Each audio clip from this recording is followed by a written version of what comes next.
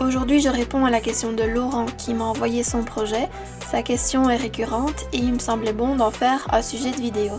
Ici dans son projet, sa pièce est assez petite et sa difficulté est de se positionner correctement avec la caméra. Quand je me mets dans son projet et que je veux voir et le salon et la cuisine, quand je vais changer l'angle de vue, je vais pouvoir un peu exagérer avec un œil de poisson pour avoir un angle plus grand, mais la difficulté ici c'est que je me retrouve directement dans la fenêtre. Je pourrais, avec son projet, cliquer sur la fenêtre et masquer la fenêtre pour pouvoir avoir un recul plus grand, mais même là, j'ai du mal à avoir une vue intéressante. Alors je vais vous montrer comment je fais, par exemple, si je voulais montrer au client la cuisine et le salon en même temps. Pour faire réafficher la fenêtre, je vais aller dans Édition, Révéler et je vais choisir Dernier. Alors, si j'essaye de me positionner, je suis tout le temps dans le mur et j'ai difficile d'avoir le recul suffisant pour avoir une scène intéressante. Ce qu'on va faire, c'est ajouter une barre d'outils. Vous allez cliquer droit sur une barre d'outils qui existe déjà et on va choisir Section. Vous avez cette barre d'outils qui apparaît. Sur Mac, vous faites clic droit personnaliser et vous allez rajouter ces 4 icônes. Pour réaliser un plan de section, on va cliquer sur la première icône, plan de section. Et là, vous allez cliquer au niveau d'un mur. Vous pouvez lui donner un nom. Là, je fais simplement OK. Et pour que la coupe soit activée, je vais double-cliquer dessus. Donc là, pour le moment, elle est orange. Quand je clique une fois dessus, je vais pouvoir la sélectionner. Quand je clique une fois, elle est active. À partir du moment où elle a été sélectionnée, si je prends l'outil déplacer, je vais pouvoir aller vers l'avant ou vers l'arrière. Si je veux une coupe dans l'autre sens, je peux faire clic droit et choisir inverser. Alors ici, je reviens en arrière, clic droit, inverser. Et je vais me positionner pour que ce soit intéressant. Cette vue-là m'intéresse.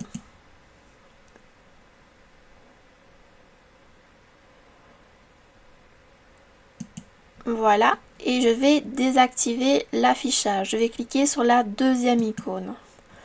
Maintenant, mon affichage est désactivé, c'est déjà mieux.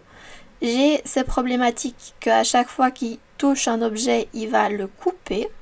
Ce que je vais faire avec la barre d'espace, c'est sélectionner tous les éléments que je ne veux pas voir apparaître. Une fois que les éléments sont sélectionnés, je vais faire un clic droit et je vais choisir masquer. Ma vue me paraît beaucoup plus intéressante comme ceci. Il me reste encore quelques problématiques. Je vais aller dans mes balises. Pour ceux qui n'ont pas vu les balises, allez voir la vidéo sur les balises. Et là, j'ai créé une balise avec le plafond. Donc je vais réactiver le plafond. Je peux également activer les ombres. Je vais pouvoir me positionner de manière à avoir une vue vraiment plus intéressante. Une fois que ma vue est paramétrée, il ne faut pas oublier de créer une scène. Pour créer une scène, comment ça fonctionne? Vous allez aller dans Fenêtre, Palette par défaut et vérifier que scène est bien cochée. Je vais aller dans mes scènes et dans mes scènes, je vais appuyer sur le plus. Je vais la renommer. Et alors ce qui est très important, c'est d'avoir ceci. Si vous ne l'avez pas, les détails, vous devez cliquer sur cette icône qui va vous donner des informations sur les propriétés qui sont enregistrées. Cochez tous les éléments. Une fois que c'est fait, je vais me mettre dans la vue qui m'intéresse. Je vais appuyer sur ce bouton-là pour actualiser, mettre à jour. Maintenant, je peux cliquer sur ma vue du dessus de tout à l'heure. Et en un seul clic, je vais pouvoir retrouver ma scène 1 que je viens de créer. Donc il aura retenu le style, les balises, l'emplacement de la coupe et l'emplacement de la caméra. Quand je clique une seule fois sur ma scène, Je me positionne correctement pour pouvoir avoir le recul nécessaire pour montrer au client le projet dans sa vue globale. Une fois que vous avez compris ce principe, vous allez pouvoir aussi faire une coupe sur la vue de dessus. Et si je réalise avec les mêmes manipulations, donc là vous ne devez pas déplacer la coupe qui existe déjà, mais créer une coupe sur l'axe bleu. L'exercice est déjà fait. Je vois ce que peut donner une coupe sur le dessus et là vous allez voir que vous allez devoir également rentrer dans votre modèle et masquer chacun des éléments qui sont coupés, qui ne sont pas jolis.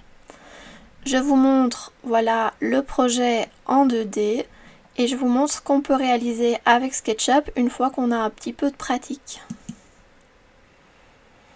Voilà, la scène ici est mise en valeur et ici la coupe ne se fait uniquement que dans le mur. J'ai également travaillé sous forme de balise et je vais pouvoir afficher ou masquer l'électricité et je vais pouvoir afficher ou masquer certains détails de mon projet.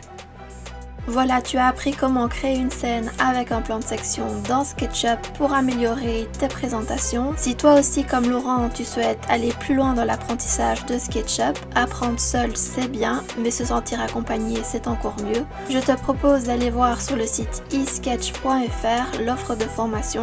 Tu pourras télécharger ce fichier d'exercice et avoir la vidéo au complet, mais également découvrir plus de 45 exercices pratiques ainsi que 10 heures de formation.